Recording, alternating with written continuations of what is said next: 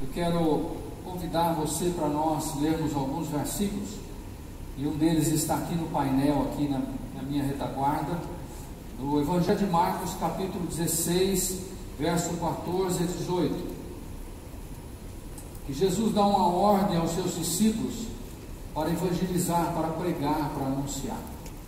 É uma ordem.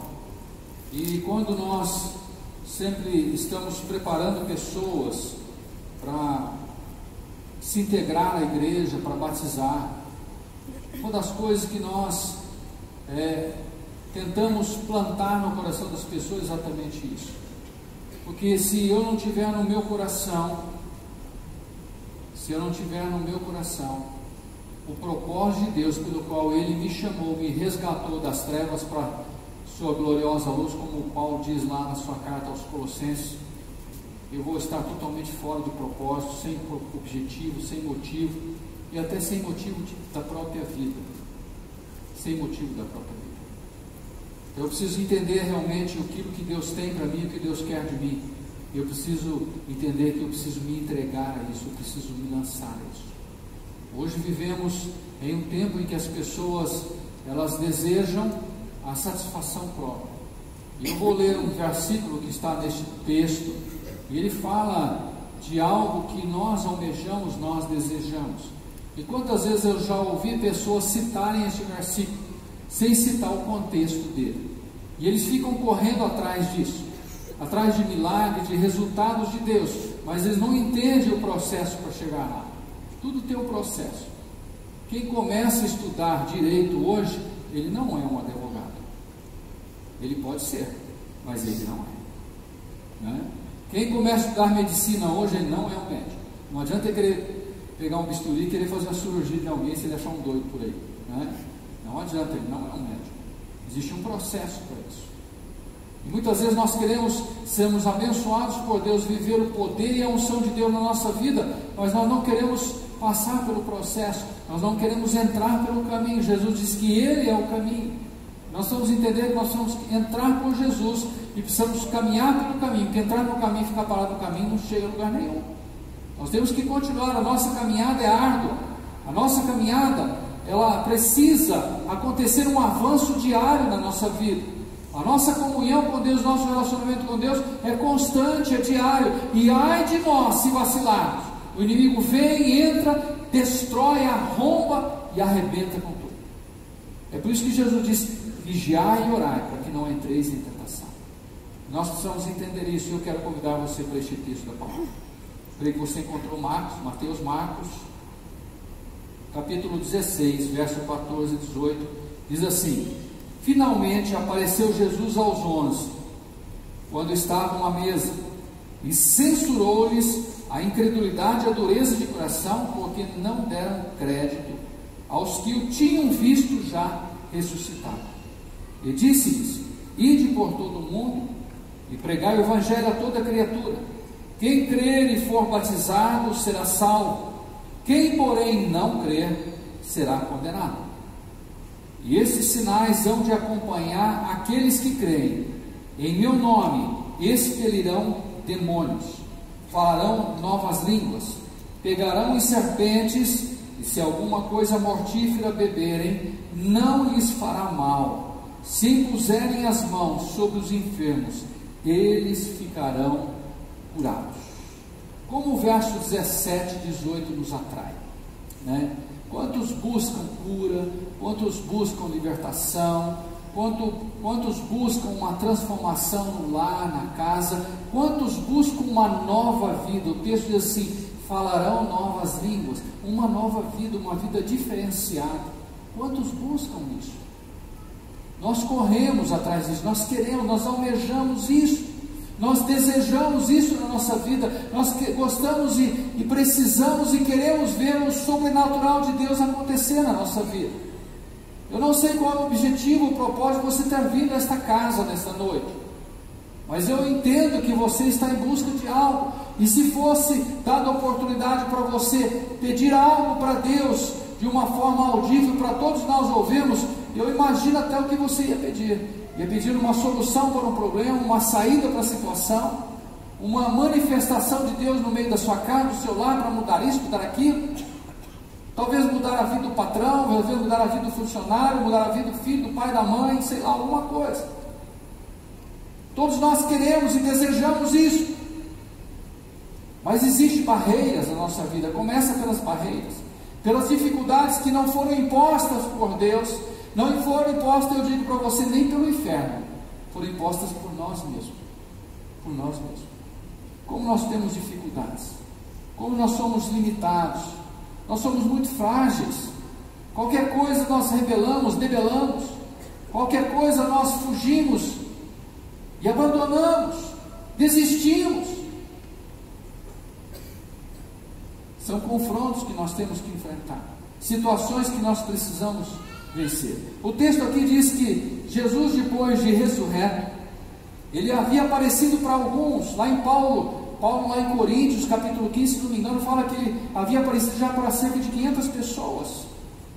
Ele havia aparecido já para algumas mulheres, alguns discípulos no caminho de Emaús, 2 discípulos. Agora Jesus aparece para os 12. Estavam lá reunidos os 12. Jesus já havia aparecido para os seus discípulos, não com todos, mas Jesus já havia aparecido. Mas alguns deles tinham uma resistência para crer. Isto é, aqueles que não viram, do qual Jesus não havia aparecido, eles tinham resistência, mesmo que a informação fosse idônea, mesmo que quem estava dizendo eram pessoas confiáveis. E Jesus lança no rosto deles uma dificuldade deles. Jesus lança no rosto dele a dureza de coração. Jesus lança no rosto dele a incredulidade. Esta é uma grande barreira na nossa vida, incredulidade. Já ouviu aquele negócio, você está parecendo Tomé, você precisa ver para crer? Como nós temos dificuldade para crer. Esse é o grande problema. Hoje eu estava ouvindo uma mensagem de um pastor pregando, e ele falou um negócio interessante. Ele diz assim: hoje existe religião para todos os gostos.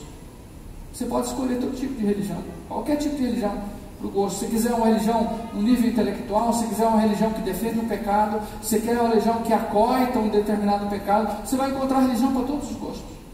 Até religião para o inferno tem. Mas a verdade que conduz à salvação, a verdade que conduz à libertação é única. E Jesus disse que a porta é estreita e são poucos que caminham por ela. E eu vejo que isso tem diminuído. E eu vejo assim que se Jesus demorar muito para vir, quase ninguém. Quase ninguém. Porque a pressão tem sido grande. O questionamento tem sido muito forte. E a incredulidade muitas vezes quer nos acometer, quer nos atingir também. E muitas vezes defendemos a incredulidade. Defendemos.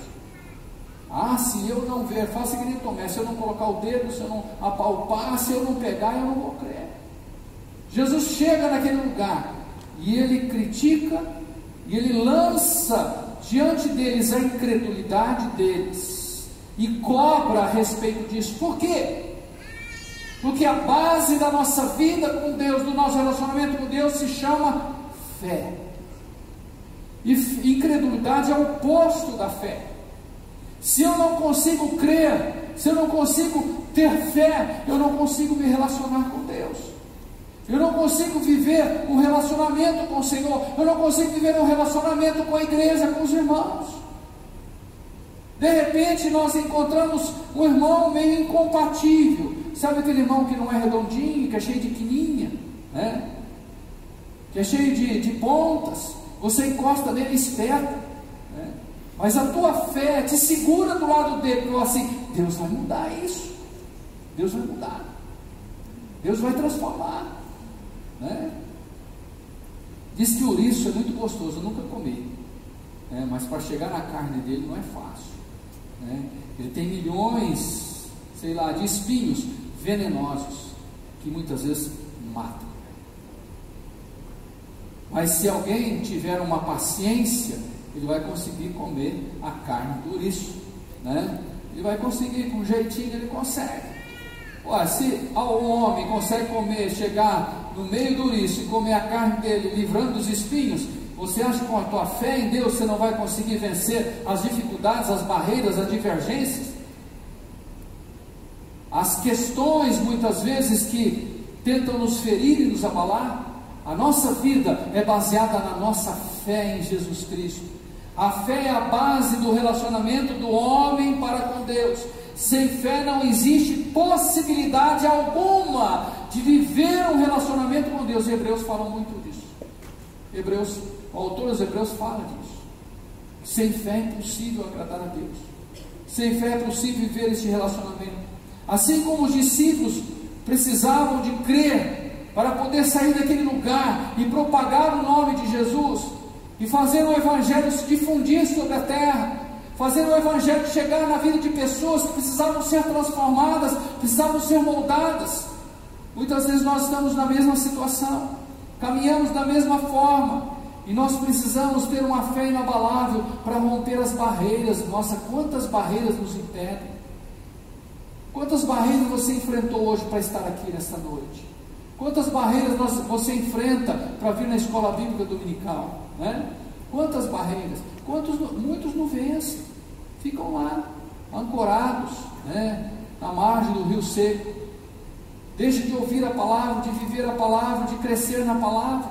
Mas muitos vencem. São barreiras na nossa vida que nós temos que enfrentar. E o que nos leva a isso? A nossa fé. A nossa fé. Eu estou em luta, estou em dificuldade, mas eu vou lá, eu vou orar, eu vou buscar Deus. Deus vai intervir nisso. E você ora e para e volta para casa, parece que as coisas não acontecem. Mas no outro dia fala, eu vou de novo. De repente as coisas começam a acontecer, a coisa começa a fluir, e a sua fé começa a se estabelecer. Deus começa a te honrar com isso, por causa da tua fé, por causa da tua fé. Os discípulos, logo depois deste episódio, logo aqui, Jesus subiu aos céus, e um tempo depois o Espírito Santo desceu sobre aqueles que estavam no cenáculo reunidos, lá em Atos 2, e esses discípulos saíram propagar o Evangelho. E eu, meditando nesse texto, fiquei imaginando esses discípulos que estavam fechados no cenáculo e não conseguiam crer que Jesus havia ressuscitado.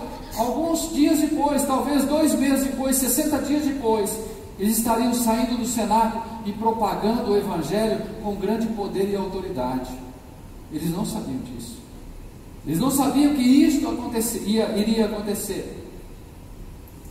Mas esse Jesus ressurreto, ele veio e quebrou as barreiras da incredulidade. Ele quebrou a barreira das dificuldades, do impedimento. Muitas vezes nós queremos que as pessoas creiam naquilo que nós nem sempre temos certeza. E às vezes eu fico parado observando. Às vezes eu fico quieto e fico observando. E esses dias eu me deparei com uma pessoa pregando o Evangelho para uma outra pessoa, mas a vida dessa pessoa que estava pregando o Evangelho estava no fundo do poço, por causa de desistência de Jesus Cristo. E eu fiquei pensando, como que as pessoas conhecem? O entendimento que eu tive é que aquela palavra poderia transformar a vida daquela pessoa que estava recebendo aquela palavra, mas não tinha efeito na vida daquela pessoa que estava anunciando aquela palavra. Isso é muito sério. É muito sério. Muitas vezes nós falamos de coisas que não funcionam em nós. Falamos de um Jesus que transforma, mas que não muda a minha vida, que não transforma a minha vida. Por quê? Defeito de Jesus? Não. Nós sabemos onde está o problema. Mas o que Jesus quer mostrar com isso? O que Jesus quer mostrar com este texto, quando ele fala para os discípulos? Se você observar a sua Bíblia, do verso 14 até o verso 18, é uma ideia, é um assunto separado. Do verso 19 já muda o assunto, é um outro assunto. Quando Jesus fala da incredulidade e manda os discípulos pregar, e fala dos sinais e dos prodígios que virão sobre ele, Jesus fala de um assunto só.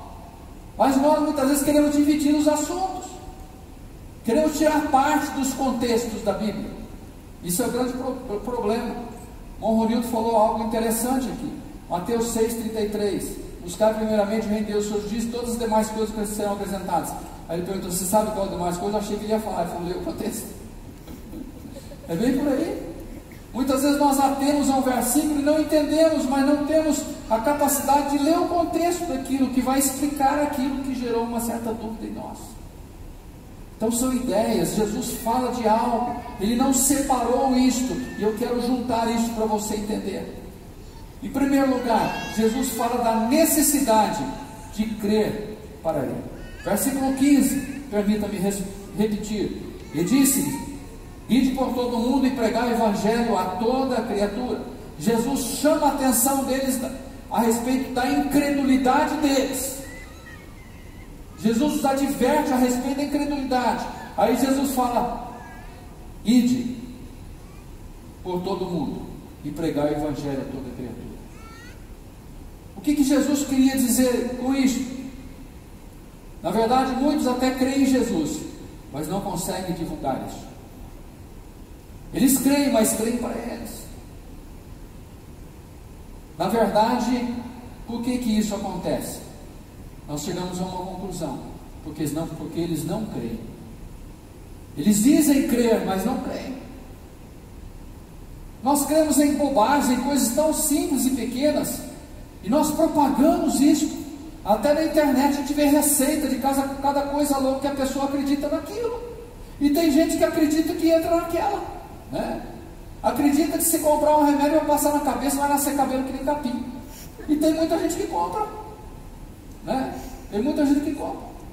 Você encontra com alguém que está com uma gripe forte e você fala assim, olha, corta um limão, põe numa caneca, põe água, alho, ferve e toma, que é bom. Eu pergunto, você acredita nisso? Acredita. E por acreditar, por crer nisso, você passou para frente, você divulgou. Aí as pessoas dizem, eu creio em Jesus, mas não conseguem passar isso para frente. Não passa nem por palavras e nem por atitudes. Então não crê. Está entendendo, irmão? Está acompanhando o raciocínio aqui? Se tiver difícil, levanta a mão e fala, pastor, não estou entendendo, não. A gente começa tudo de novo. Tá? Essas pessoas, na verdade, elas têm uma informação a respeito de Jesus. Elas nunca viveram uma experiência com Jesus. Quem experimentou um chá de limão com alho para curar gripe, antes de deitar, ele deve ter suado muito à noite. Mas ele levantou restaurado. E ele vai ensinar todo mundo que ele puder. Quem experimentou o chá da raiz de Jessé, quem experimentou o chá de Jesus Cristo, a ação do poder do Espírito Santo, ele não consegue ficar calado quando ele vê alguém carente e necessitado. Ele não vai deixar aquela pessoa morrer na gripe sem dar uma receita de chá com água, chá de água. Ele não vai deixar a pessoa morrer no pecado se ele não falar de Jesus, se ele não disser para você, eu tenho uma solução para você. Eu tenho algo para você que funcionou na minha vida e funciona na tua também.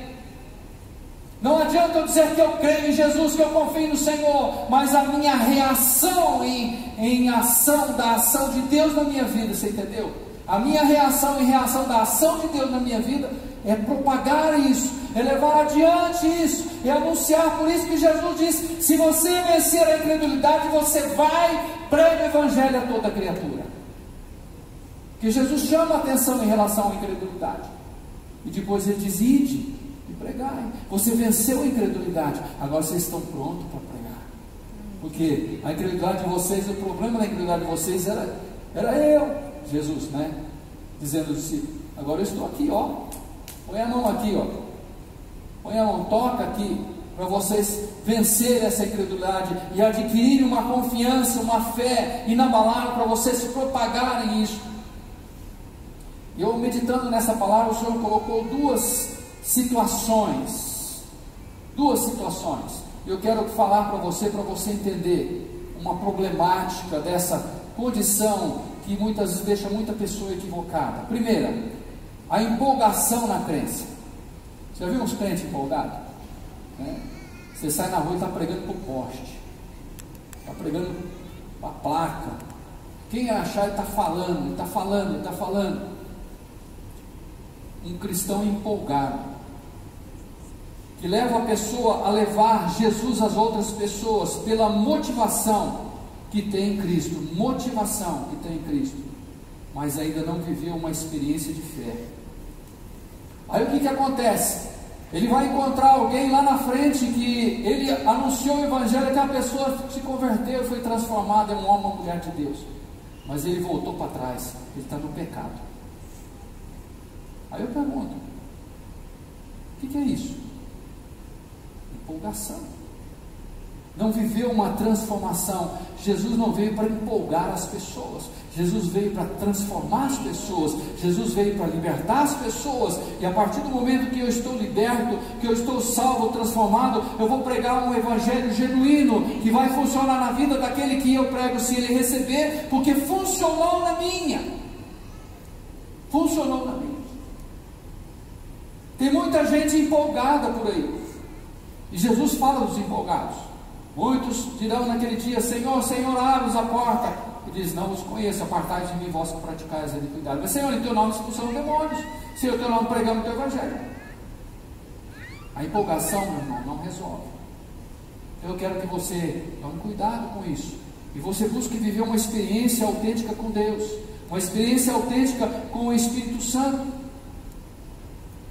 E eu comparo isso com aquela parábola de Jesus lá em Mateus 13,5, que ele compara a semente que caiu no meio dos pedregais. Ela germinou, ela cresceu, ela até frutificou, mas o fruto dela não prosperou. Por quê? Porque a raiz não era profunda, porque era pouca terra. Nós precisamos então realmente fazer o quê? Lavrar o nosso coração, arar a nossa vida, para se tornar uma terra realmente produtiva, abençoada. E a outra situação é aquele que acha que crê, mas não tem coragem de propagar o que crê. Até fala, mas não vive. A sua vida não condiz, ele não convence ninguém. E aí você fala assim: se for para eu ser crente que nem fulano, eu prefiro ir para o inferno. Já ouviu alguém falar isso? Aquele que acha que é, mas não é. Na vida dele não convence ninguém, as atitudes dele não convencem ninguém. Aonde ele vai, ele é um escândalo. Aonde ele vai, ele envergonha o nome de Jesus, porque ele traz uma marca, ele traz um rótulo, mas ele no conteúdo não é aquele. Eu quero dizer para você nessa noite que a transformação que o evangelho produz na vida do homem, ela vem de dentro para fora. Ela gera conteúdo. Aí depois que tiver o conteúdo, aí as pessoas colocam o rótulo. É as pessoas que colocam o rótulo. Ah lá, aquele homem é de Deus. Quem fala isso é um ímpio. Aquela mulher lá, eu boto fé nela. São as pessoas que rotulam. Mas a legalidade faz o quê? Coloca o rótulo, mas o conteúdo não tem nada. Está vazio. Este é aquele que acha que é, mas não é. Mas a Bíblia diz que aquele que crê, aquele que vive o poder de Deus, aquele que vive a ação do Senhor, ele sai a semear, mesmo que ele leve uma semente chorando, gemendo. A palavra de Deus diz que o que ele faz tem resultados. O Salmo 126 diz: aquele que leva a preciosa semente andando e chorando, voltará sem dúvida com alegria, trazendo consigo a sua colheita, os seus molhos. Resultado. E é isso que Jesus estava colocando no coração daqueles discípulos. Você precisa crer, você precisa ter fé, você precisa investir isso. Você precisa parar de viver naquilo que você acha, naquilo que você pensa, naquilo que as pessoas dizem para você. Você precisa ter personalidade, você precisa ter caráter, para você pelo menos comandar a tua vida e não ser influenciado pelo mal. E eu digo que quem não prega o Evangelho é porque não crê no Evangelho. Jesus fala: quebra a incredulidade e vá e pregue o Evangelho. Há necessidade de ter fé para pregar. Quem não prega é porque não tem fé. O versículo 16 diz: quem crer e for batizado será salvo, quem porém não crer será condenado. Há necessidade de crer para alcançar a salvação, há necessidade de crer para anunciar, há necessidade de crer para alcançar a salvação. Se eu não crer, eu nunca vou conseguir ser salvo. Se eu realmente não crer no Senhor, eu não posso alcançar essa salvação. Tem gente querendo fazer isso com as mãos, tem gente querendo comprar a salvação,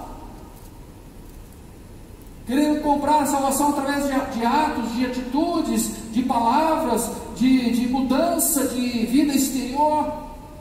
Paulo diz assim em Efésios 2,8: pela graça sois salvos por meio da fé. Não vem de vós para que ninguém vos glorie, não vem das obras. Não é através de obras, é através de fé, através do meu crer. Se eu não crer, eu não venço. É isso, amados, que eu quero que você entenda. Se você não crer no Senhor, se você não confiar no Senhor, você não vence. O inimigo vai seduzindo, vai te roendo e começa a te puxar para trás. Quando vê, você já está no fundo do poço. Você precisa crer, você precisa confiar, você precisa realmente exercitar a sua fé. Essa fé que me levou a crer a ponto de me salvar, é esta fé que me leva a avançar a ponto de fazer alianças com Deus. Porque o texto diz aqui, preste atenção no versículo 16, você precisa entender isso aqui: quem crer e for batizado será salvo. Diga comigo: quem crer e for batizado será salvo. Mas Jesus diz: mas quem não crer será condenado. Interessante que crer, for batizado, salvo. Não crer, não falou nada do batismo, condenado. O que Jesus quis dizer com isso? O que a palavra nos ensina com isso? A palavra ensina, Jesus nos ensina o seguinte: que a mesma fé que você teve para crer e conquistar a tua salvação, essa mesma fé te conduzirá a fazer pactos e alianças com Deus, assumir compromisso com Deus. Quem diz que crê e está salvo e não tem compromisso com Deus, é de se duvidar disso, porque é a mesma fé, não é uma fé diferenciada. Eu tenho fé para me salvar, mas eu não tenho fé para fazer aliança. Eu estou salvo, mas para me fazer uma aliança com Deus, me comprometer com Deus, assumir propósito com Deus, eu acho ainda que não é hora. Não é hora, então não é hora para se salvar, ou é hora para ir para o inferno, né? É de se pensar isso. E eu gostaria que você pensasse sobre isso. A mesma fé que me leva a ser salvo é a mesma fé que me leva a fazer alianças com Deus. Mas quando eu não tenho fé para me salvar, mesmo que eu tivesse uma aliança aparente, não resolveria nada. Por isso que quem não crer está condenado, e ponto final, independente de ser batizado, de ser, ou pronto, acabou. Você entendeu? É exatamente isso. É preciso realmente ter esta fé para viver uma vida salva e liberta em Cristo, e esta fé me conduz a fazer alianças com Deus.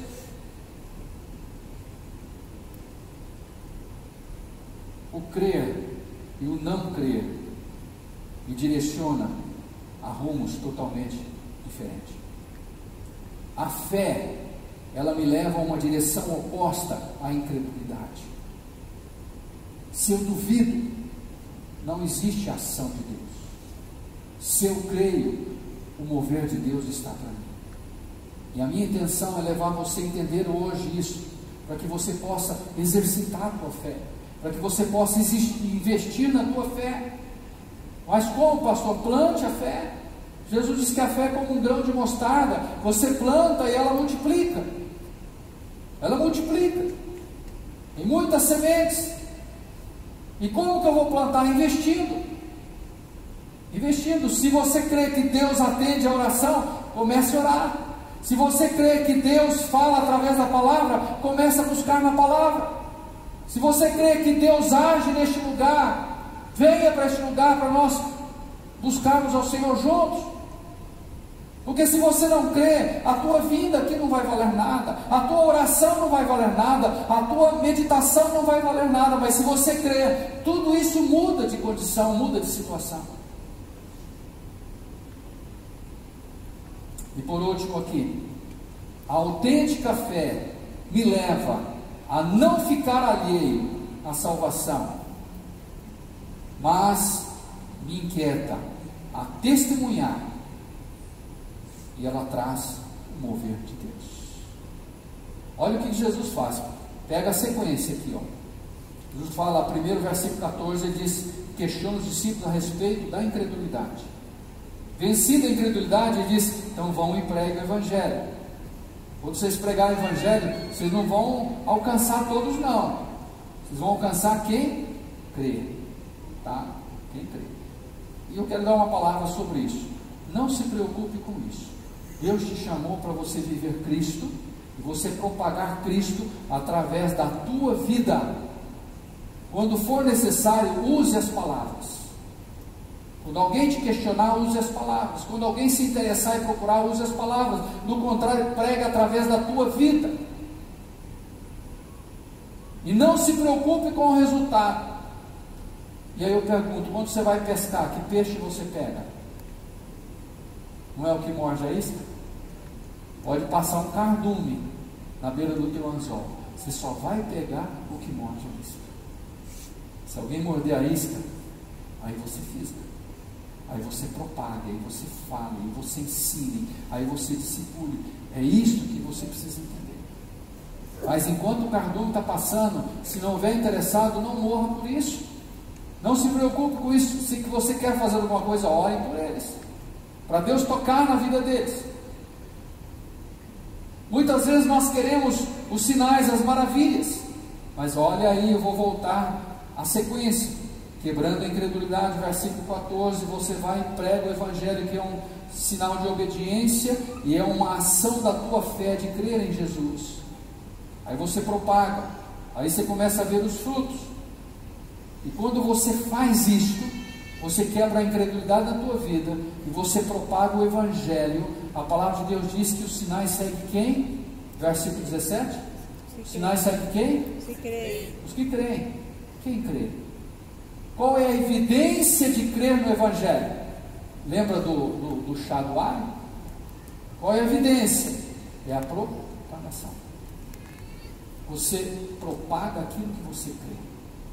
Se você não crê, você não propaga.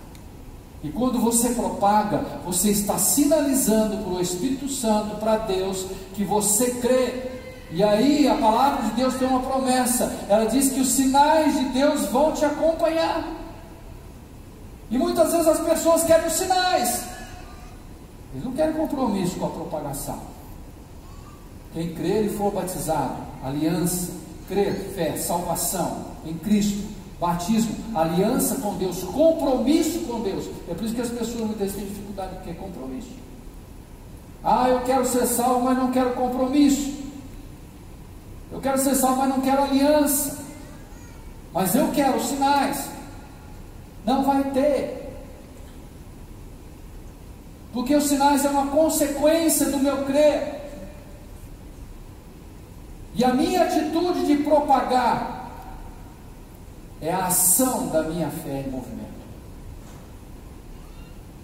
A fé é provada pelas obras.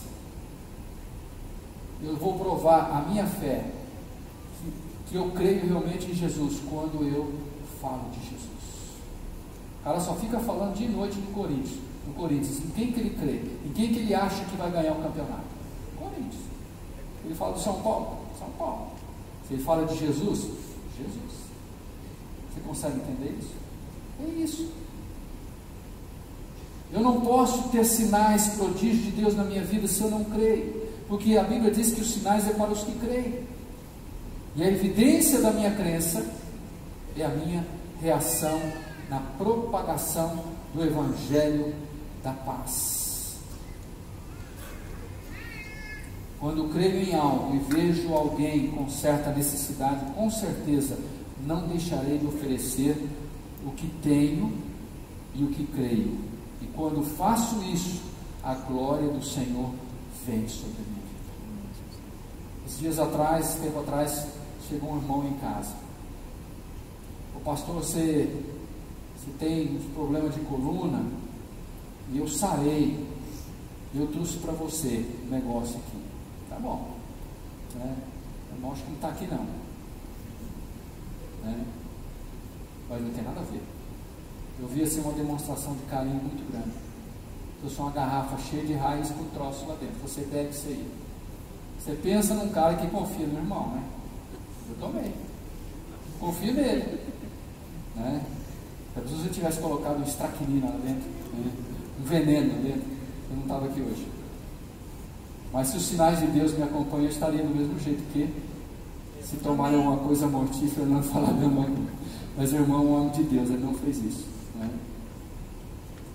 Então, por que ele fez isso? Isso que eu estou dizendo, porque ele crê naquilo, funcionou para ele.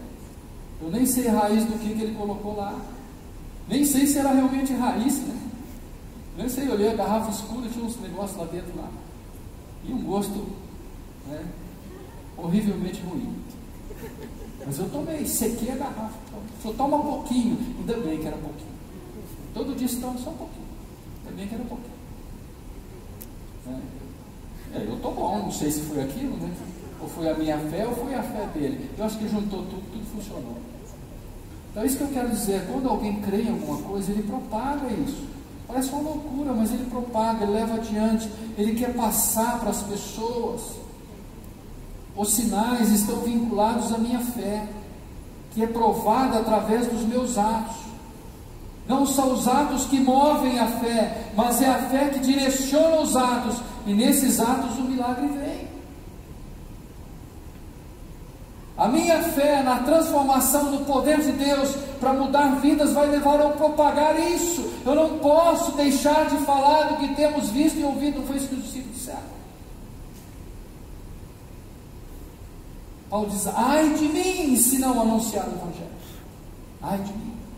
Eu não posso deixar passar isso. Por quê? Porque eu creio nisso.